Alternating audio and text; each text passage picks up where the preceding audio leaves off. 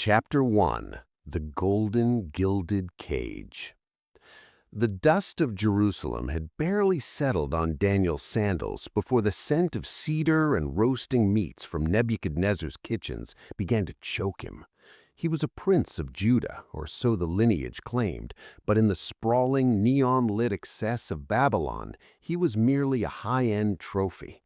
The king didn't just want laborers, he wanted the minds of his enemies. Daniel was young, possessing a sharp, crystalline intellect that felt like a curse in a city built on the bones of his kin. He was renamed Belteshazzar, a linguistic branding designed to strip him of his identity, yet he wore the name like a mask. The scandalous reality of the Babylonian court was its pervasive hedonism. While the history books speak of simple dietary choices, the truth was a calculated play for power. The king's table was a trap of wine-soaked revelry and meats sacrificed to gods that Daniel found grotesque. To eat was to submit. To refuse was an invitation to the executioner's blade. Daniel looked at his companions, Hananiah, Mishael, and Azariah, and saw the flickering terror in their eyes. They were being groomed for a life of luxury that required the soul as down payment. "I will not touch the vintage of a murderer," Daniel whispered, his voice a low vibration in the opulent barracks. He didn't just suggest a diet of pulse and water out of piety. It was a silent strike, a biological rebellion.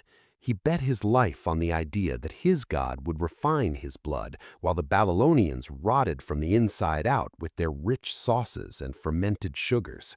Ashpenaz, the chief eunuch, trembled at the request. He knew the king's temper was a wildfire, but Daniel's gaze was colder than any flame. The plot twist, however, lay in Daniel's hidden talent. He wasn't just praying, he was observing.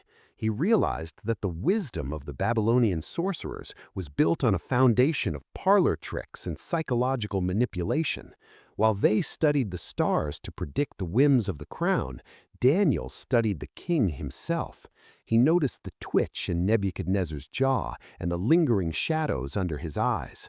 The king wasn't just powerful, he was haunted.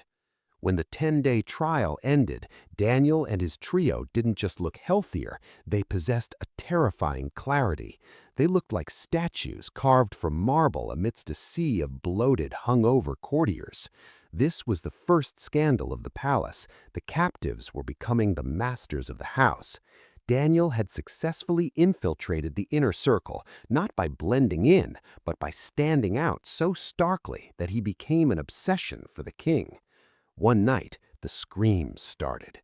Nebuchadnezzar woke the entire palace, claiming a dream had fractured his mind. He didn't just want an interpretation, he demanded the magicians tell him the dream itself or face dismemberment. The court was in a panic, the wise men scrambling for their lives.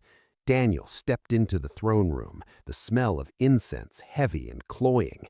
He knew this was the moment. If he failed, he was a corpse. If he succeeded, he became the power behind the throne of the greatest empire on earth.